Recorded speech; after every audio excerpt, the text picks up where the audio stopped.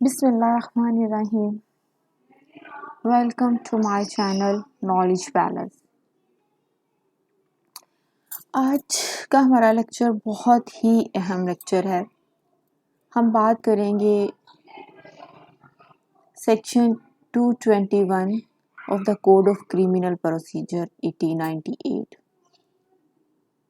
जब कोई offence commit हुआ तो या तो उसकी FIR लॉन्च करवाई जाती है या कंप्लेंट फाइल की जाती है।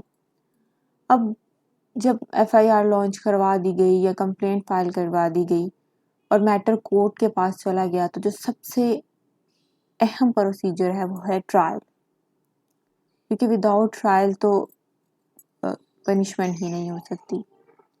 तो जो ट्रायल से पहले का जो प्रोसीजर है, जो इनिशियल इसकी जो स्टेज है वो है फ्रेमिंग ऑफ चार्ज। पहले चार्ज फ्रेम होगा, फिर ट्रायल होगा, फिर उस पर पनिशमेंट होगी। ये प्रोसीजर है जो कि कोर्ट ने अडॉप्ट करना है। तो ऑब्वियसली ये बहुत ही अहम लेक्चर है। तो आज हम बात कर रहे हैं फ्रेमिंग ऑफ चार्ज के हवाले से। चैप्टर 19 है चार्ज का, सेक्शन 221। तो इसमें हम कंप्लीट प्रोसीजर देखेंगे कि चार्ज कैसे जो है फ्रेम किया जाता है, कैसे बताया जाता है किसी के ऑफेंस क्या कमिट किया गया, क्योंकि चार्ज जो लगाया जा रहा है वो ही एक्चुअली वो एलिगेशंस हैं, वो जो किसी एक पर्सन की तरफ से किसी दूसरे पर्सन पे लगाई जाती हैं। और वो क्या उन्हीं एलिगेशन की बेस पे ट्रायल होगा। पहले इन्वेस्टिगेशन जो पुलिस डिपार्टमेंट में की जाएगी, फिर कोर्ट के पास मैटर आया, उसकी इंक्वायरी, फिर ट्रायल और फिर पनिशमेंट। तो ऑब्वियसली चार्ज जो है बहुत ही एक इम्पॉर्टेंट चीज़ है जिसको कभी इग्नोर नहीं किया जा सकता, क्योंकि चार्ज की बेस पे ही फर्दर सारा प्रोसीजर होगा। तो चार्ज कैसे फ्रेम किया जाता है, क्या बातें ज़रूरी हैं चार्ज में, क्या चीज़ों क्या रिक्वायरमेंट्स हैं चार्ज की, और क्या जो है ऐसे मेन पॉइंट्स हैं जिसके बगैर चार्ज जो है कंप्लीट नहीं हो सकता, या इसमें कोई एरर है तो उसके पे क्या होगा। ये सारी चीज़ें हम आज डिटेल से देखेंगे। 221 से ऑनवर्ड हम लोग चलते जाएंगे। 221 जो है हमारा यहाँ से हमारा फ्रेमिंग ऑफ चार्ज स्टार्ट हो रहा है। तो ये बहुत लेंथी चैप्टर है, तो एक ही लेक्चर में तो ये कंप्लीट नहीं हो पाएगा, इसलिए हम डिफरेंट जो हैं 3-4 लेक्चर्स में हम इसको कंप्लीट करेंगे। तो इसको हम स्टार्ट करते हैं।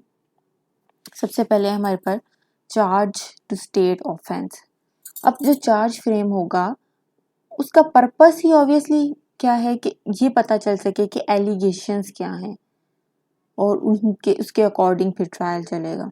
तो फिर जब ये चार्ज लगाया कि उसमें ऑफेंस होना चाहिए, ऑफेंस को डिस्क्राइब किया जाए। अगर चार्ज में ऑफेंस को नहीं बताया गया तो फिर चार्ज का कोई फ़ायदा नहीं है। तो चार्ज सबसे पहले चार्ज में ऑफेंस स्टेट किया जाएगा। Every charge under this code shall state the offence with which the accused is charge. अब हर जो चार्ज है, जो चार्ज लगाया जाएगा अंडर CIPC, तो वो ऑफेंस बता रहा है कि इसमें क्या ऑफेंस है, जिस जो एलिगेशंस हैं अक्यूज पे, वो क्या वो चार्ज है, वो ऑफेंस क्या है जो कि अक्यूज पे लगाया गया है। तो चार्ज जो है सबसे पहले ऑफेंस बता रहा है। उसके बाद है specific name of offence sufficient description. अब हर ऑफेंस का अलग से नाम है, थेफ्ट है, मर्डर है, डिकॉइटी है, रोबरी है, एफ्रे है। तो जब पता ही नहीं होगा कि ऑफेंस क्या है तो सज़ा कैसे होगी। हर ऑफेंस के डिफरेंट पनिशमेंट्स हैं, डिफरेंट पेनाल्टी है, तो फिर हर एक का एक स्पेसिफिक नेम भी है, तो फिर वो स्पेसिफिक नेम बताना भी ज़रूरी है। If the law which creates the offense gives it any specific name, the offense may be described in the charge by that name only. अब वो ऑफेंस जो कमिट किया गया है, लॉ ने उसका कोई स्पेसिफिक नेम बताया है, अगर लाइक डिकॉइटी कमिट हुई है तो लॉ PPC बता रही है कि ये अगर ये प्रोसीजर होगा, इस तरह से होगा तो ये डिकॉइटी है। अगर अब दोनों से तो थेफ्ट है, अब PPC ने बताया इस तरह से चोरी हुई तो ये थेफ्ट है, इस तरह से हुई तो ये डिकॉइटी है। इस तरह ये अब मर्डर है तो मर्डर की भी बहुत सारी काइंड है, कत्ले आमद है, कत्ले शब आमद है, कत्ले हदा है, कत्ले सबब है। अब है तो मर्डर ही है, तो कत्ल ही, लेकिन अंडर PPC बताए इसकी काइंड्स बताई गई हैं कि इस तरह से मर्डर हुआ तो ये कत्ले आमद है, इस तरह से हुआ तो ये कत्ले शब आमद है, इस तरह ये कत्ले खता है। तो अब जो पीपीसी है वो ही एक स्पेसिफिक नेम बता रही है ऑफेंस का कि इस तरह से ऑफेंस कमिट किया जाए तो ये इसका स्पेसिफिक नेम होगा, ये रॉबरी है, ये डिकॉइटी है। तो अगर लॉ ने अब वो जो ऑफेंस कमिट किया गया लॉ उसका कोई स्पेसिफिक नेम बता रहा है तो वो स्पेसिफिक नेम जो है चार्ज में मेंशन करना ज़रूरी है। तो उसमें उसके नाम से जो है इसको बताया जाएगा। उसके बाद है how stated where offence has no specific name. अब ऑफेंस का अगर कोई स्पेसिफिक नेम नहीं है, जैसे कि ऑफेंसेस डे टू डे हमारी डेली रूटीन में ऐसे ऑफेंसेस हो रहे हैं जो प्रीवियसली हम उनको नहीं देखते थे, जो कि हमारी बुक्स में नहीं मौजूद, जो कि हमारा लॉ जिनको डिस्क्राइब नहीं कर रहा, क्योंकि डेली रूटीन में ऑफेंसेस और क्राइम्स बढ़ते चले जा रहे हैं तो अभी उनको कोई स्पेसिफिक नेम नहीं दिया गया। तो ऐसे ऑफेंसेस जिनको कोई स्पेसिफिक नेम नहीं दिया गया तो क्या होगा? If the law which creates the offense does not give it any specific name, so much of the definition of the offense must be stated as to give the accused notice of the matter with which he is charged. तो अगर कोई ऐसा offence commit किया गया है जिसका law में कोई स्पेसिफिक नेम नहीं है तो फिर उसकी डेफिनेशन बताना कि इसने ये ऑफेंस किया है, इस तरीके से किया है, वो बहुत ज़रूरी है ताकि एक्यूज को जो नोटिस दिया जाए उसमें इसको बताया जाए कि तुमने ये काम किया है और ये तुम्हारा ये एक्ट है, ये इलीगल एक्ट है जिसके लिए तुम्हें कोर्ट में कॉल की जा रही है। उसके बाद law and the section of law, तो ऑब्वियसली हर जो ऑफेंस है उसको एक सेक्शन डील कर रहा है और एक लॉ डील कर रहा है। जो सिविल लॉज हैं उनके लिए सीपीसी है, जो क्रिमिनल लॉज हैं उनके लिए क्रिमिनल के लिए सीआरपीसी है, बैंकिंग के लिए बैंकिंग लॉज हैं, जो ऐसे मैटर्स लाइक फैमिली से रिलेटेड कोई ऐसे ऑफेंस हुए हैं तो उनके लिए फैमिली लॉज में मौजूद हैं। इसी तरह से जो है साइबर क्राइम्स हैं। तो हर लॉ का एक स्पेसिफिक, हर ऑफेंस का एक स्पेसिफिक जो है लॉ भी है और एक स्पेसिफिक सेक्शन भी है, तो वो बताना भी ज़रूरी है। Law and section of law against which the offence is said to have been committed shall be mention in the charge. तो चार्ज जब फ्रेम किया जाएगा उसमें बताना ज़रूरी है कि ये जो है ऑफेंस कमिट किया, ये ऑफेंस जो है अंडर दैट कोड जो है ये डील करता है, ये वाला कोड जो है, ये वाला लॉ जो है इसको डील करता है और इस लॉ में ये सेक्शन भी डील कर रहा है, ये भी बताना ज़रूरी है। उसके बाद है what implied in charge, the fact that the charge is made is equivalent to a statement that every legal condition required by law to constitute the offence charged was fulfilled in the particular case। अब ये fact के charge जो है charge जो frame किया जाएगा वो that charge must be equivalent to a statement, और वो स्टेटमेंट क्या होगी? That every legal condition required by law किसी ऑफेंस के लिए ऐसे तो नहीं कहा जा सकता ये ऑफेंस कमिट किया गया है जब तक कि उसकी रिक्वायरमेंट्स भी पूरी ना हो। तो लॉ जो रिक्वायरमेंट्स जो हैं, लॉ की जो रिक्वायरमेंट्स हैं, जो कंडीशंस हैं जो लॉ रिक्वायर कर रहा है वो भी फुलफिल होनी चाहिए और उनको मेंशन करना भी ज़रूरी है कि तभी वो जाके एक ऑफेंस बनेगा और ऑफेंस बनेगा तो उसका चार्ज फ्रेम होगा। उसके बाद है language of charge, the charge shall be written either in English or in the language of the court. तो चार्ज या तो इंग्लिश लैंग्वेज में फ्रेम किया जाता है या फिर कोर्ट लैंग्वेज में किया जाता है अगर कोर्ट लैंग्वेज इंग्लिश के अलावा कोई और है तो। उसके बाद है previous conviction when to be set out. अभी हमारा सेक्शन 221 ही चल रहा है, उसके आगे फर्दर जो है प्रोवाइजो हैं। तो ये है क्लॉज 7 है previous conviction when to be set out if the accused having been previously convicted of any offence is liable by any reason of such previous conviction to enhance punishment or to punishment of a different kind for a subsequent offense, and it is intended to prove such previous conviction for the purpose of effecting the punishment which the court may think fit to award for the subsequent offense. The fact, date and place of the previous conviction shall be stated in the charge. If such statement has been omitted, the court may add it at any time before sentence is pass.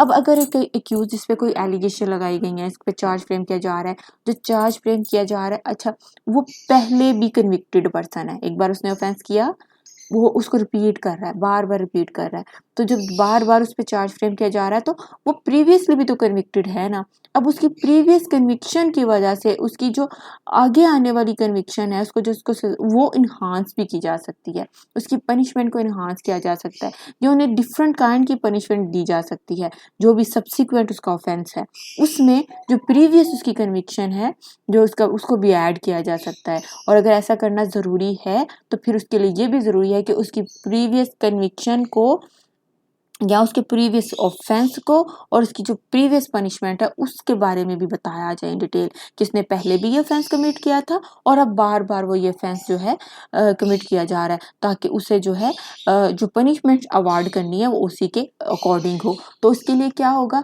कि जो उसकी previous conviction है जो उसका previous offence है वो बताना ज़रूरी है। अब फैक्ट्स भी बताना ज़रूरी है कि इसने पहले क्या किया था। अब वो डेट जिस डेट पे उसने ऑफेंस कमिट किया और वो डेट जिस डेट पे उसे सज़ा सुनाई गई वो भी बताना ज़रूरी है, और वो प्लेस जहाँ पे उसने पहले ऑफेंस कमिट किया वो भी बताना ज़रूरी है। तो इस तरह facts, date and place of the previous conviction shall must be stated in the charge. जब जो सब्सिक्वेंट वाला चार्ज फ्रेम किया जाएगा तो प्रीवियस ऑफेंस या कन्विक्शन की फैक्ट, डेट एंड प्लेस जो है वो भी मेंशन किए जाएंगे। और अगर इस स्टेटमेंट को ओमिट कर दिया गया है, मेंशन नहीं किया गया, तो कोर्ट कभी भी जब मुनासिब समझती है तो उसे ऐड भी कर सकती है ताकि उसे सब्सिक्वेंट पनिशमेंट जो है वो उसके अकॉर्डिंग अवार्ड की जाए। अब इसी को हम कुछ इलस्ट्रेशन से मजीद जो है इसको एक्सप्लेन कर लेते हैं, क्योंकि हमारा जो सेक्शन 221 है वो कंप्लीट हो चुका है, तो इसको हम फर्दर जो इलस्ट्रेशन से एक्सप्लेन करते हैं। अब देखें, A is charge with the murder of B.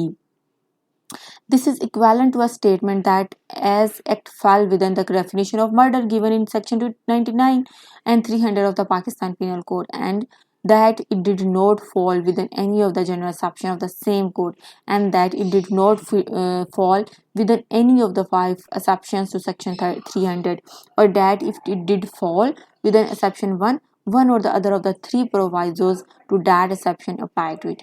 अब अगर ए पे ये चार्ज लगाया गया है कि उसने मर्डर कमिट किया है, तो अगर जिस इतना कह दिया गया कि उसने मर्डर कमिट किया था, तो this statement should be equivalent to a statement that as act fall within the definition of murder, जो अंडर सेक्शन 229 और 300 जो है पाकिस्तान पीनल का उसमें बताई गई है। इसका मतलब ये नहीं है कि उसकी जनरल एक्सेप्शंस की बात की गई है जो कि पीपीसी में है, ये जो लॉ के स्टूडेंट्स हैं वो इसको समझ जाएंगे।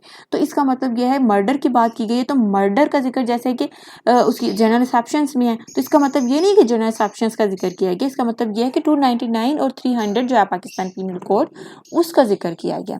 और इसकी जो जनरल इसके में अच्छा इसकी जो जनरल एक्सेप्शंस हैं कोड में जो 5 एक्सेप्शंस हैं, अगर उनमें एक्सेप्शन 1 की बात की गई है तो एक या उसे जो 1 और अदर द 3 प्रोवाइजो जो हैं वो भी इस पे अप्लाई होंगी। I think you got it.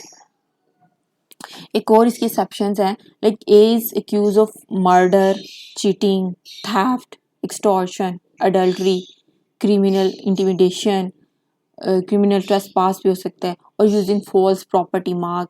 तो charge must state that he committed murder, cheating, theft, extortion, adultery, criminal intimidation, or that he uses a false property mark without reference to definition to those crimes contained in the Pakistan Penal Code.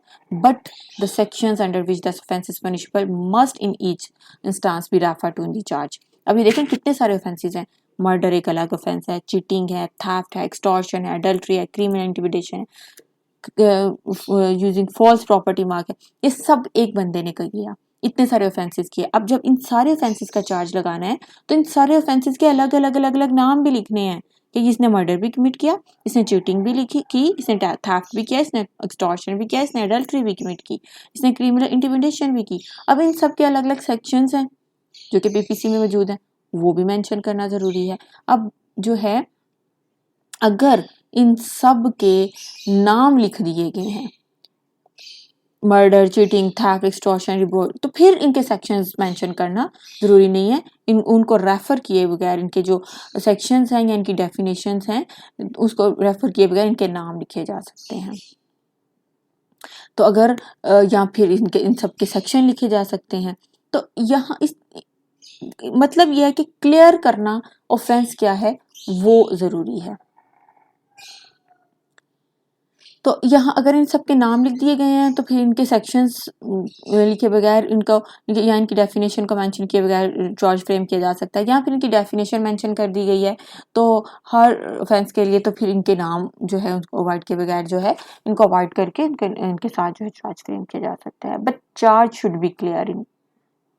एक और example है, A charge under section 184 of the Pakistan penal code with intentionally obstructing a sale of property offered for sale by the unlawful authority of the public servant, charge should be in those words. अब charge क्या लगाया गया, section 184 of the Pakistan penal code, जो कि है intentionally obstructing a sale of property. अब ये charge लगाया गया है तो इसके लिए ज़रूरी है कि, और ये कमिट किसने किया, पब्लिक सर्वेंट ने, तो ये पूरे अल्फाज कंप्लीट लिखना ज़रूरी है। Charge should be in those words, उन वर्ड्स में होना चाहिए, लिखना चाहिए कि पाकिस्तान पीनल कोड में जिस तरह मेंशन किया है कि intentionally obstructing the sale of property which is committed by the public servant, तो ये मेंशन करना ज़रूरी है। उसके बाद इसके कुछ पर्टिकुलर्स इसमें फर्दर जो है वो मेंशन किए जाएंगे, like as to time, place and persons वगैरह, किस पर्सन ने किया, किस टाइम पे किया और क्या टाइम, क्या कौन सी प्लेस थी, ये सब। तो charge shall contain such particulars as to time, place of the alleged offense and the person if any against whom or thing if any in respect of which it was committed, so as are reasonably sufficient to give the accused notice of the matter with which he is charged। तो अब वो जो charge frame किया गया है उसमें particular भी mention करना जरूरी है कि जो ऑफेंस कमिट किया गया वो किस टाइम पे हुआ, किस प्लेस पे हुआ, जो भी एलेज ऑफेंस है वो किस पर्सन ने कमिट किया, और वो जो है कोई भी पर्सन अगेंस्ट होम जो ऑफेंसेस कमिटेड, उस पर्सन का नाम भी लिखना जरूरी है कि इस पर्सन के अगेंस्ट ऑफेंस कमिट किया गया, और anything against which the offence is said to be committed, तो उस चीज़ को भी मेंशन करना ज़रूरी है। तो ये जो भी रीजनेबली जो है सफिशिएंट हो है वो सब मेंशन करना ज़रूरी है ताकि एक्यूज्ड को नोटिस दिया जा सके इस मैटर का कि तुम पे जो चार्ज फ्रेम किया गया है वो क्यों किया गया है, उसने क्या ऐसा ऑफेंस कमिट किया है, उसके पर्टिकुलर्स सारे मेंशन करना उसमें ज़रूरी है। 222 Clause 2, when the accused is charged with a criminal breach of trust or dishonest misappropriation of money, it shall be sufficient to specify the gross sum in respect of which the offence is alleged to have been committed। अच्छा, अब कोई accused पे जो charge लगाया गया कि उसने criminal breach of trust किया है या फिर उसने डिसऑनेस्ट मिसअप्रोप्रिएशन ऑफ मनी का उस पर चार्ज लगाया गया। अब क्या, अब ये दो चार्ज लगाए जा रहे हैं तो सिर्फ ये सफिशिएंट है कि वो ग्रोस सम जो है वो मेंशन कर दिया जाए in respect of which the offence is alleged to have been committed and the dates between which the offence is alleged to have been committed without specifying the particular items or exact dates, and the charge so framed shall be deemed to be a charge of the offence within the meaning of 234 and provided that the time included between the first and the last such date shall not exceed 1 year। एक ही साल में इसने बार बार offence commit किया है, criminal breach of trust, dishonest misappropriation of money, तो क्या होगा कि वो ग्रॉस सम अमाउंट जो है वो मेंशन कर दीजिए और डेट्स मेंशन कर दी जाए। अगर वो ऑफेंसेस एक ही साल में 12 मंथ के अंदर अंदर बार बार कमिट किए गए हैं तो वो ग्रॉस सम जो अमाउंट ऑफ मनी है वो मेंशन कर दी जाए और डेट्स मेंशन कर दी जाए, इन डेट्स पे ऑफेंस जो है वो कमिट किया गया है। तो फिर जो पर्टिकुलर आइटम्स है या एग्जैक्ट डेट्स हैं उनको मेंशन करना ज़रूरी नहीं है, तो इस तरह से चार्ज जो है वो सफिशिएंट है फ्रेम करना। तो अगर इस तरह से किया गया है तो समझ जाएगा ये एक सफिशिएंट चार्ज है जैसे कि लाइक वो कमिट किया गया। उसके बाद है 23 when manner of committing offence must be stated. कब जो है, अब देखिए जैसे कि ऊपर बताया गया कि जस्ट ऑफेंस का नाम बता देना या ऑफेंस की डेफिनेशन बता देना सफिशिएंट है, या उनकी ग्रॉस अमाउंट बता देना सफिशिएंट है, या उनकी जो पर्टिकुलर डेट्स बता देना सफिशिएंट है। लेकिन समटाइम ऐसा होता है कि मैनर ऑफ कमिटिंग ऑफेंस जो है वो भी बताना ज़रूरी है। हर मैटर में ज़रूरी नहीं है, लेकिन कुछ ऐसे मैटर्स हैं जब में मैनर्स भी बताना ज़रूरी है कि किस तरह से ऑफेंस कमिटेड किया गया। वो ये देखें, when the nature of the case is such that the particular mentioned in section 221 and 222 जैसा कि हम ऊपर देख रहे थे do not give the accused sufficient notice of the matter with which he is charged, the charge should also contain such particulars of the manner in which the alleged offence was committed as will be sufficient for that purpose। अब कुछ ऐसे offences हैं जिनका नाम like murder है, murder किया बता देना सफिशिएंट है भाई इसने मर्डर किया, थेफ्ट है, ये बता देना किसने थेफ्ट कमिट किया है और इसकी पनिशमेंट क्या है, सफिशिएंट है। अब कुछ ऐसे ऑफेंसेस हैं जब तक उनको उनका मैनर्स ना बताया जाए कि किस तरह से कमिट किया गया है, वो सफिशिएंट नहीं होता। हम एक बंदे को बताएंगे कि भाई तुम पे ये एलिगेशंस हैं, तुम पे चार्ज फ्रेम किया गया, ये तुमने ऑफेंस कमिट किया, वो कहेगा भाई मैंने कब ये कमिट किया है, उसको समझ ही नहीं पाएगा वो। अब ऐसा रेयर केसेस में होता है, और ऐसा किन केसेस में होता है ये आपको वाज़िया होगा इलस्ट्रेशन से। अब देखिए, A is accused of theft of a certain article at a certain time and place. The charge need not to set out the manners in which the theft was affected. एक बंदे ने चोरी की है, उसे ये कहा जाए कि तुमने चोरी किया, इस जगह पे किया, इस प्लेस पे किया, ये सफिशिएंट है उसे नोटिस देने के लिए। उसे ये नहीं कहा जाएगा कि तुमने क्या क्या तरीका कार अडॉप्ट किया इस चोरी करने के लिए, ये ज़रूरी नहीं है। तो ये नाम बता देना, डेफिनेशन बता देना सफिशिएंट है। But A is accused of cheating B at a given time and place. The charge must set out the manner in which A cheat B. अब A से कहा जा रहा है कि तुमने B को चीट किया है। अब ये कहेगा भाई मैंने कैसे चीट किया है, तो मैनर्स बताना जरूरी है कि तुमने इस तरीके से उसको चीट किया है। क्या किया था उसने, कोई ऐसी चीज उसको सेल की और झूठ बोला, उसकी जो क्वालिटी बताई वो नहीं थी, या कोई भी किसी भी तरीके से जब एक बंदा दूसरे को चीट कर रहा है तो उसे मैनर बताना कि इस टाइम पे तुमने ये काम किया जिसकी वजह से तुमने इसको चीट किया, तो वो मैनर्स बताना यहाँ पे ज़रूरी है। इस तरह इसकी क्लॉज सी है, A is accused of giving false evidence at a given time and place. The charge must set out the portion of evidence that given by A which is alleged to be false. अब A ने क्या किया, court में evidence दी लेकिन false दी। अब कुछ उसकी evidence ठीक थी, कुछ उसकी एविडेंस जो थी वो फॉल्स थी, तो अब उसे वो पोर्शन ऑफ एविडेंस बताना जरूरी है कि ये पोर्शन ऑफ एविडेंस जो है तुम्हारा, इसमें तुमने चीटिंग की है और ये फॉल्स है, इसका तुम पे इल्ज़ाम है, ये तुम्हें अलज किया गया कि तुमने फॉल्स बताया गया। इस तरह से मैनर ऑफ चीटिंग बताना ज़रूरी है। आगे फर्दर भी कुछ इसकी एग्जाम्पल्स हैं, इलस्ट्रेशंस हैं, जिससे वाज़िया मज़ीद जो है ये लेक्चर वाज़िया हो जाएगा। अब जैसे कि A is accused of obstructing B, अब जो कि एक पब्लिक सर्वेंट है, in the discharge of his public functions at a given time and place, the charge must set out the manners in which A obstruct B in the discharge of his functions.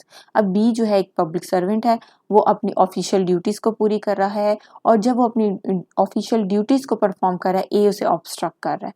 ए पे ये allegation है। अब ए को ये बताना भी जरूरी है कि तुमने क्या ऐसा किया कि तुमने किस तरह से पब्लिक सर्वेंट जो था बी उसको तुमने ऑब्स्ट्रक्ट किया, जो कि तुम पे इसकी एलिगेशंस की डिटेल बताना, तो वो चार्ज में ज़रूरी है।